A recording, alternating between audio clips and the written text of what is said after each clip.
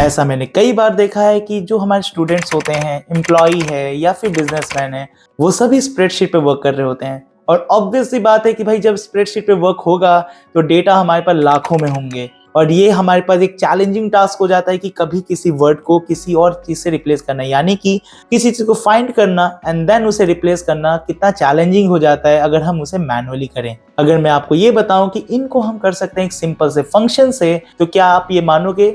So don't worry, मैं अमित लेकर के आया हूं दो में नए कॉन्सेप्ट जिसका नाम है सब्स्टिट्यूट एंड रिप्लेस। तो चलिए जानते हैं इन दोनों कॉन्सेप्ट को, वो भी काफी आसानी से। So let's begin. तो शुरुआत करते हैं सबसे पहले फंक्शन जिसका नाम है सब्स्टिट्यूट फंक्शन, जो हमें हेल्प करेगा फाइंड एंड रिप्लेस करने में। So let's begin.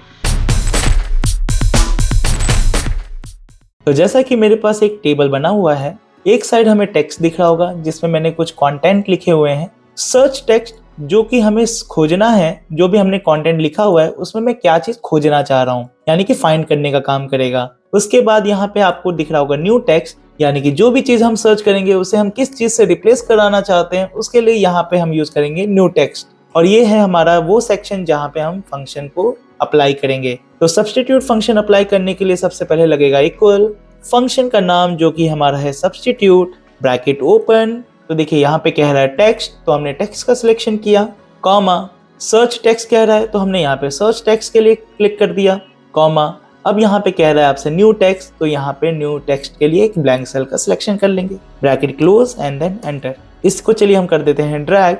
अब यहाँ पे देखते हैं कि किस चीज को सर्च कराना चाहता हूँ। जैसे 1 2 3 है, मैं सर्च करना चाहता हूँ 2 को और रिप्लेस करना चाहता हूँ @ से। तो देखिए यहाँ पे 2 को फाइंड किया और @ से इसने रिप्लेस कर दिया। इसी प्रकार से नाम है, तो मैं यहाँ पे कुमार को सर्च करूंगा और इसे मैं रिप्लेस करना चाहता हूँ शर्मा से। तो देखिए अमित कुमार जो था अब वो रिप्लेस हो चुका है अमित शर्मा से। इसी प्रकार से मैं किसी सिंबल को भी मैं सर्च कर सकता हूँ, जैसे कि @ सिंबल को मैं इस वाले में सर्च करना चाहता हूँ और रिप्लेस करना चाहता हूँ नॉर्मली A से। तो देखिए यहाँ पे फाइंड एंड रिप्लेस का काम हमारा बड़े आसानी से हो रहा है। तो रिप्लेस फंक्शन आखिर काम क्या करता है? जिस प्रकार से सब्स्टिट्यूट फंक्शन किसी चीज को फाइंड एंड रिप्लेस करने का काम करता है, रिप्लेस फंक्शन भी यहाँ पे वही काम करेगा, बट ये लेंथ पे वर्क करता है, यानी कि कैरेक्टर्स के लेंथ पर। तो चलिए जानते हैं कैसे। तो जैसा कि रिप्लेस फंक्शन के लिए मैंने यहाँ पे एक टेबल बना के रेडी रखा हुआ है। टेक्स्ट ले लेते हैं, जैसे कि अमित 1 2 3 4 5 कुछ नंबर्स लिख देते हैं, @ हैश सिंबल्स कुछ और इस्तेमाल कर लेते हैं, साथ ही साथ पूरा नाम भी लिख देते हैं। इस प्रकार से मैंने कुछ कंटेंट यहाँ पे लिख दिए। चलिए यहाँ पे एक चीज समझ लेते हैं कि पोजीशन, लेंथ और न्यू टेक्स्ट का क्या मतलब है। जो मैंने यहाँ पे कंटेंट लिखा हुआ है उसमें आप कौन से इंडेक्स नंबर पे बात कर रहे हैं। जैसे कि अगर मैंने 1 बोला तो 1 पे A है, 2 बोला तो यहाँ पर M है। इस प्रकार से हमें पोजीशंस पता चलती हैं। लेंथ का मतलब होता है कि आप कितने कैरेक्टर तक आप इसे जो है रिप्लेस कराना चाहते हैं, तो यहाँ पे हमें एक लेंथ प्रोवाइड करनी पड़ेगी। और किस वर्ड से रिप्लेस करना चाहते हैं वो यहाँ पे आप मेंशन करोगे। तो रिप्लेस फंक्शन के लिए लगाएंगे हम इक्वल, फंक्शन का नाम replace, bracket open, text, position, length और न्यू टेक्स्ट, इन सभी का हमें सिलेक्शन करना है। तो सबसे पहले टेक्स्ट पे सिलेक्शन किया, comma position, comma length and last one is new text, bracket close and then enter. चलिए अब इसे हम कर देते हैं ड्रैग और जानते हैं यहाँ पे इनका यूज कैसे कर सकते हैं। तो जैसे कि मुझे M को रिप्लेस करना है, तो ये दूसरे नंबर पर है, तो मैंने यहाँ पे 2 लिखा। कितने लेंथ तक आप इसे चेंज करना चाहते हो, तो मैं यहाँ पे 3 लिख देता हूँ। और टेक्स्ट क्या रखना चाहते हो, तो मैंने यहाँ पे MRITA लिखा। अब देखिएगा यहाँ पर सेकेंड पोजीशन पे M था, यानी कि वहां से 3 कैरेक्टर तक ये रिप्लेस करेगा। और किस वर्ड से रिप्लेस कर दिया, तो अमित, तो यहाँ पे नाम हो गया आपका अमृता।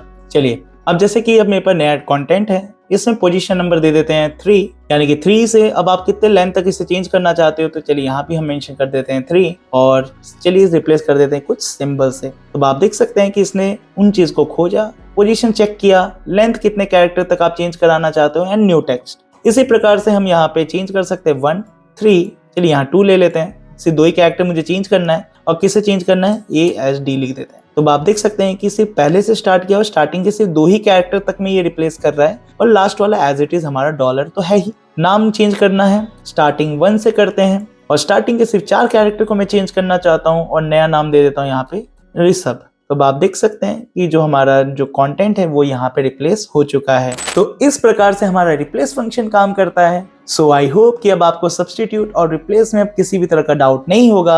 मिलते हैं फिर से एक नए वीडियो के साथ जिसमें टेक्स्ट फंक्शन के और भी नए कॉन्सेप्ट को मैं लेकर के आऊंगा। तो आज की वीडियो के लिए बस इतना ही। मिलते हैं फिर से एक नए वीडियो में, तब तक के लिए बाय बाय।